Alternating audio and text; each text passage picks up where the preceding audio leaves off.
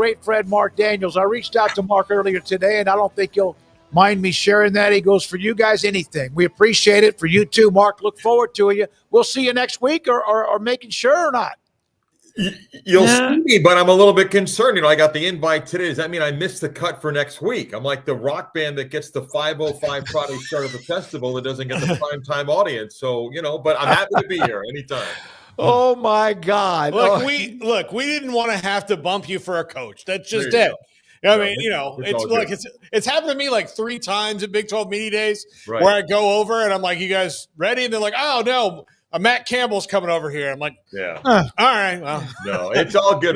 Yes, I will see you guys in Frisco next week. Looking forward to it. The electricity at your football stadium is fantastic, and everyone knows about it. The bounce house or whatever. Now they've gone through the change in the corporate name, etc., but it's the bounce house. Your thoughts about the change and how is everyone everyone love what's going on? Yeah, I think FBC Mortgage has been owned by Acrisure for quite some time now. It's an official name change. The great thing is it's an awesome partnership. So what's exciting, though, is that the parties involved wanted to be creative. Acrisure Stadium's where the Steelers play, and they did not want to duplicate that name. And obviously the nickname for UCF Stadium has been the Bounce House, because if you've ever been there, it literally bounces. And when they came up with Acrisure Bounce House, everyone's like, yes, that works. So I think fans were excited that, hear about a name change in this corporate sponsorship. How do you generate revenue? World, you always kind of wonder what's going to be. But I think fans were excited when they hear Acrisure Bounce House. UCF's proud of its home tradition. 18 seasons. They've lost just 30 home games, 85-30 all time. So I think people are excited to now have the Bounce House be officially part of the name for UCF moving forward. Marc, do you I know that there's going to have the quarterback competition, but as you get closer, they're not bringing a quarterback to media days, which would be kind of silly given the fact that they're going to have this big competition. But do you have any idea who it's going to be really, or is it really wide open at the competition? Yeah, it's funny when UCF announced players they're going to bring to Frisco, people are like, they didn't announce a quarterback. And I think Scott Frost comes out of spring with a better idea about what he has. And I'm not quite sure they know if we had a game on Saturday, they feel, okay, this is the absolute perfect person for us. I wouldn't read much into it that they're not bringing somebody out there. Look, Taven Jackson's a guy that was at Tennessee, at Indiana. He's 6'4", 215. He certainly can look the part, but I'm not quite sure that he or anybody else really stood out, which means 2 things. 1, do they have anybody? Or 2, there was good competition. And I think Scott Frost kind of felt like we're not ready to name a starter. Let's take this into early August. Cam Fancher played at FAU in Marshall. He's got some starter experience. He has some dynamic things to him. Ja'Curry Brown was here last year. He played at Miami. He looks the part, 6'4", 220. And I just feel like they know they've got some talent. How to use it properly? Did you have to have somebody that is announced early August? I'm not quite sure they're in a hurry to do that. Scott Frost, now Mackenzie Milton's the quarterback coach. I think they feel like, look, we'll begin camp, get a better idea where we're at, and ultimately choose a starter. I'd be surprised if Scott doesn't name someone waiting to the week of the first game. He'll probably do that a couple of weeks before. But look, they needed to solidify a roster, feel as if we've got competition at quarterback. Maybe the quarterback for the future for UCF is not on campus yet. Maybe, could it be some of these freshmen they're looking at bringing in? But I think they'll feel good about eventually choosing somebody with guys that all offer something that just didn't jump off the chart compared to everybody else coming out of spring. Marc, were you disappointed, or did you get a good laugh out of the Big 12's media poll headline last week about eliminating that after last year? I mean, I get it from the standpoint of you don't want to kind of set this narrative for your schools, but I don't know. Did you have any thoughts on that news last week? Yeah, I mean, to me, it's not that big of a deal. You could do a poll, and Scott Frost has used a little bit of motivation to his team, where some other people have picked UCF to finish last or 15th, and you kind of use that to go, this is what they think of you, not go out and prove them wrong. And, oh, by the way, here's what happened to last year's team that was picked down there. So I kind of get it. I don't know if it was necessary to do. I don't think coaches or players are overly offended. I think fans have some fun with it, but I don't think it was necessary, and nor do I think UCF would have been offended if they were towards that bottom. I understand it was a huge roster turnover. They've got almost 70 new players, but we'll see as the season gets going. But to me, it would have been fine to keep it. There was so much excitement about when all the realignment occurred and UCF able to be a part of what is considered a Power Four conference. The first year, 6-7, they went to a bowl game. Then last year, it didn't go well. Has the excitement died down any, or is it just as high as it was before? No, I think there's a level of excitement, and I think a big part of that is the return of Scott Frost. I think I've been on a couple of times, and I'll say it again. Gus Malzahn's a good man. He's a good coach. I wish him well at Florida State. It just didn't work out. I think Gus tried we got to hit heavy in the portal, and sometimes it's hit or miss. And we missed on a lot of guys last year, and then the season kind of, got away from you. Terry Mohajir, the AD, had some choices, had a lot of people interested in the UCF job. He could have hired some other people that may not have generated the offseason excitement that doesn't guarantee you wins, but he hired Scott Frost, and because of Scott's past here, it was a level of excitement that UCF couldn't match as far as, guaranteeing a sold-out stadium again, a belief that, hey, he knows who we are. And I think Gus struggled with that a little bit, that we're not in the SEC. We don't have the same resources.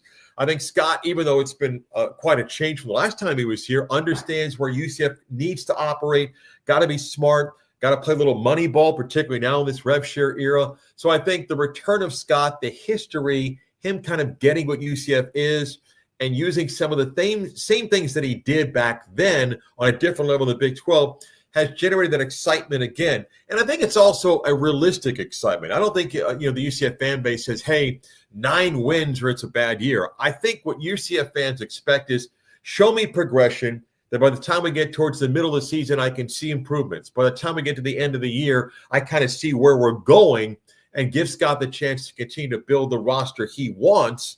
And then you kind of go from there. And I think Scott's been quite open with fans, saying, look, we got some work to do. We got to recruit smart. We got to play the portal smart. We're not going to, just go heavy in the portal. We've got to get back and convince high school coaches in this state to send players here. I think they're finding out players that are from Florida that went elsewhere to Power 4 schools, like the idea of coming back to Orlando. So, for now, UCF, I think, is structuring things a little bit different than other schools because of where we're at right now. But the answer to your question, along when you get there, is I think there's a lot of excitement with Scott coming back to a place he had success at.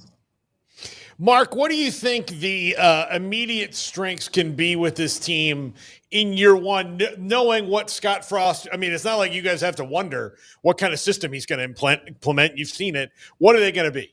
Pogo! Earn and save on everything. Join over 2 million people who use Pogo to save on their everyday finances while getting paid for their data. Earn rewards on every purchase seamlessly. Save on finances automatically. Make your data work for you. Take control of your data and how you monetize it. Get paid whenever your data or opinions are used for market research and personalized ads. Get paid for your data transparently. Automatically find ways to save money on bills, insurance, and bank fees. Download the Pogo app to get started at joinpogo.com. So offensively, as Scott has said, it used to be called UCF Fast. And back in the American, UCF was able to out-athlete and outspeed people. We just had better players because of the state of Florida being able to recruit at that level. We had the highest budget in the American. So they were able to out-athlete people. Obviously now 2 years in the Big 12, understanding the physical play of the Big 12. Scott has said publicly a number of times, you have to construct a roster a bit different in the Big 12. He knows the Big 12, clearly from going back, connection, and still recruiting against people in this conference. So he knew UCF had to get tougher, better on the line, and be smart in how you add people to what you are bringing in on the high school level. The strength of this football team, I think as the year begins, is going to be their defensive front.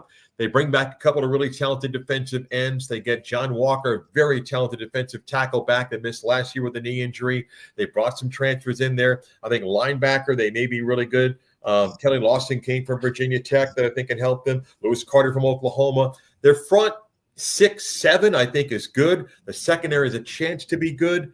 Offensively, it's going to be a process that grows. I think running back, they're going to be fine. The offensive line is a spot that Gus missed the last 2 years. They've got to be better there. So I think UCF tried to find some guys that can plug in and play. I think their offense from the first game of the season against Jacksonville State to the last game at BYU is going to be significantly different, meaning they'll get better as the year goes along. You'll see Scott, I think, more comfortable opening up a playbook. It may be more vanilla when the season starts, because they don't have depth at wide receiver, a bunch of new guys coming in. You've got to find the right mix of offensive linemen. You've got to get it right at quarterback while playing some really good defenses. But I think Scott feels confident about what he wants to build offensively, but it's going to be different than the UCF Fast in 2017 and even when Josh Heupel came in to take over in 2018 and 19 because of the competition and just where UCF's at right now. So how will Scott Frost be different than when he was there the first time, if at all? Well, I think there are some differences. Look, we're all older and wiser, and I think Scott learned a lot about the challenges at Nebraska. I think Scott coming back here, some stuff even off the field. He's very public about his family, his wife and his kids. He openly talks about, hey, football can't be everything. He loves to go fishing with his son, and that's a different Scott clearly from the first time he was here, where he was just recently married and just had his first child. But he's more open about that. I think he has hired a really good coaching staff and surrounded himself. Sean Clark was the head coach at Appalachian State. He's the offensive line coach. I think guys like that have experience are going to help Scott kind of maybe give him the answer that he needs to hear as opposed to the answer that other people think he just wants to hear. Mm-hmm. And the other thing is, look, I think Scott has admitted he wasn't going to get a head coaching job from any place else in college football. But because of UCF and the connection here, and he's grateful for the opportunity to come back, he wants to get it right. And that doesn't mean, hey, we got to be undefeated in 2025. I just think he feels like he's got a chance to build something. He feels comfortable back here at places that he knows, even driving to work in the morning and seeing people that were here in 2016 and 17. So I think he knows it's a unique opportunity. He has said many times he would have been comfortable staying on Sean McVay's staff and giving the NFL a try to grow there. But I see a different Scott, more relaxed. I see a more mature Scott, and I see somebody that says, I know this place. This place was good to me, and I want to bring them back to that level and compete in a power league. And I think he understands, again, our resources are different than others, but I think he feels like there's enough talent within a stone's throw here to continue to recruit and take UCF to a level that they can compete year in and year out. Not easy, but I think he feels like he's got supportive administration to say, hey, this isn't a one-year fix. This is a growing process, and I think they like where they're at right now. You know, they had, of course, R.J. Harvey, who was spectacular, all-American type player, and he's gone. They have Montgomery back, who had a few carries last year. Boone, that just never worked out. Did he get hurt? And am I wrong with Penny Boone? He just never materialized. It just really clicked. Yeah. He's the guy that did a great run of the MAC and just kind of got caught in a situation, and then they just relied on RJ, who had a great season. He was unbelievable. They do get the transfer, Jaden Nixon, who played high school ball in Texas, from Oklahoma State, Western Michigan.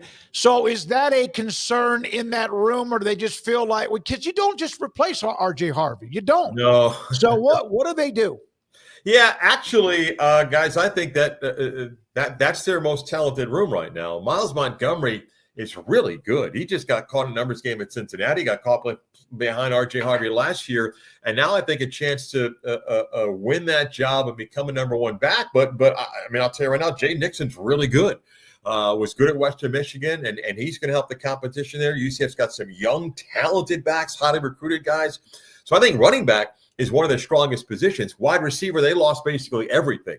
Now, they've got a lot of young talent. Sean Beckton, who's a Hall of Famer at UCF, was here for many years, went with Scott to Nebraska. He's back as that wide receiver coach. And I've heard him tell me a couple of times, we're young, we're green, we're going to take some time to grow. They brought in a couple of transfers that I think with experience can help them, but that's a spot they need some guys to kind of step up in August and connect with the quarterback during these summer drills. But the running back room, I think, is one of the strengths for UCF. Their offensive line, which has struggled the last 2 years. Paul Rubelt's going to be really good at tackle. He's back for a sixth season. Guy 6'9", 6'10", 330 from Germany, has really developed into a good lineman, I think, an NFL prospect. But the running back room's fine. It's who emerges at quarterback, what wide receivers elevate their game, and can that line get better as the year goes along, where that line the last couple of years, as they tried to plug and play, they missed on some guys.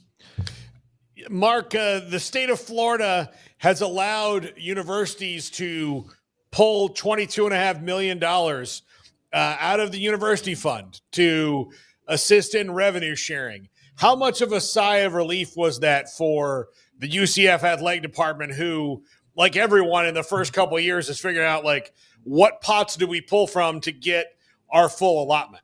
Isn't that crazy how they all find that money so fast? Yeah. Wow, huh? Yeah. Look, Mike Alford, the AD at Florida State, kind of got the other ADs together to talk about that. For years in this state of Florida, you could not take university funds to help with athletics, and that is different. And very quickly, the State Board of Governors said, yeah, we can do this of ancillary of auxiliary dollars, parking fines and other things, and lo and behold, $22.5 million. Now, the only school that's publicly said they're going to do that is Florida State. Florida, UCF, South Florida, others have not said what they're willing to do, and that's still to be determined at UCF to what level. You don't have to give it the 22.5. You can give them a little bit. UCF is structured a little bit different. Terry Mahajer, the AD, has publicly said that UCF will fully fund the $20.5 million. And as I've said a couple times on with you guys before, remember, the media money for UCF, those are new dollars. The last couple of years as a half-share member, UCF made about $18 million. Half of that went towards the buyout for the American, which brings it down to about $9 million. Now, if you get whatever it is, 38, 40, 40 plus, that's where UCF's going to use that money for the rev share. It comes out of those new dollars, which is an advantage that they didn't need to have to go find in their athletic budget. Whether the university wants to commit some dollars to that, still to be determined. But right now, UCF feels good about where they're at in rev share. And like everybody else, you're always trying to find new ways to bring in money. Why, a deal like PayPal with the rest of the links certainly helps. Mm-hmm. UCF has identified other sponsors that are coming in to kind of help them. But, whether it's in Florida doing that, in Louisiana to take sports betting money, it's amazing how states have found ways to help their schools stay competitive, which at the same time makes you wonder how it's possible to get a federal law when every state's looking for their own best interest to make sure their teams have an advantage. Well, no, here's what happened. Florida State went 2-10. The money became available. Yeah. No, guys, there's no question that was part of it. Absolutely. And it's like, hey, we got to compete. And there's no question and just like around the country, you guys have had guests on to talk about this, where every state's like, okay, we got to change this law, that law to make it easy to do this. And okay, great. And it's like, but we want a federal law. Do we? I mean, most states are like, hey, tell me what you need to make sure we have an advantage over our rivals, and we'll get it done. And it's humorous to me to look around the country to see how some of these laws are passed. Now, Mark, if I was still a student at Florida State and this money is going to come out of my student fees, they're going to tack it on in the athletics fee, and they're going to find a way to pass it on to the students. I would probably be like, well, that's kind of BS. But since I don't go there anymore, and the only joy they bring me is when they win games, I'm like, yeah, go ahead, do what you want. $300 a kid, $300 a pop. Guys at UCF, that student fee has gone towards athletics for quite some time. That is not new. And people it's know just that. Go up. It's a hot button at times. But UCF, if they haven't been number one, they're close to it as far as student fees to go towards athletics. And look, that's a debate that people have had for years. Some say, I don't go to any games. Others say, look, I want good athletic teams. It kind of helps the university. It's funny, though, how many schools have kind of followed what UCF did. Clemson for years never had a student fee. Now we got a student fee. So it's interesting how creative schools are getting, for this new rev share model. Yeah. Mark, I was going to tell a story about when Scott Frost was at Oregon. He was recruiting the state of Texas. He was recruiting Jarrett Stidham, the five-star quarterback who ended up at Baylor. And now is in the NFL. But I was told by someone against UCF in the bowl game. Okay, there you go. Yeah. I was told by somebody that knew Stidham really, really well that Scott Frost on a visit went to this house. He put a dip in his, he just pops a dip in his lip, was as comfortable as you could possibly be. And then obviously he did really well at UCF. Is that the Scott Frost that that he's kind of laid back and just pretty much at ease? Yeah, even though it's been some years, Scott he still has that dip, and he still has that, let's have a conversation. But Scott's admitted, like every head coach deals with guys, you can have fun, has the family and all sorts of stuff, but now it's okay. Let's just get to it. How much you want? How much? And so forth. But yes, Scott enjoys the process of, I want to know what your goals are. Here's what we're about. Here's what we can do for you. We want to help you develop, give you all the opportunity to succeed.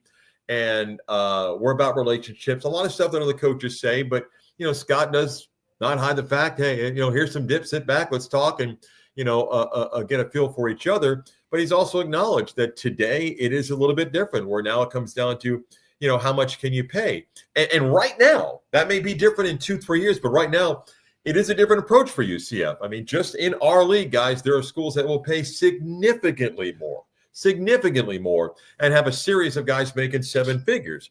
There's nobody making 7 figures at UCF. And right now, their process is different in how they slot guys in and what they pay. We think this guy's a starter, true impact guy for us. Is this person someone that can develop and become a starter? Is this someone that we don't know that we need to develop? And that's different than a lot of other schools just because of where UCF is right now. 2-3 years, that may be different. They're going to go into the portal right now. And if you're a 1-year guy, this has to be someone that's going to make an impact in that 1 year, not someone we hope starts. They're looking for guys that have multiple years still left in eligibility. And Scott does believe you have to still recruit some high school players. You need them to play quicker, but there's too much talent in this state to just let them leave and not go after them. So he's still the same guy as far as being laid back. It's just the business model's changed today for everybody. One thing I want to say this, and thanks for your time, buddy. We appreciate it. With George O'Leary, of course, had the great run that ended sour when he had to resign. But UCF, since 2007, has 6 10-plus win seasons. Not a lot of people can say that. So, and I know that it was different when they were what conferences they were part of, from Conference USA to the American or whatever. But they've been pretty steady. That's not like they're not used to winning.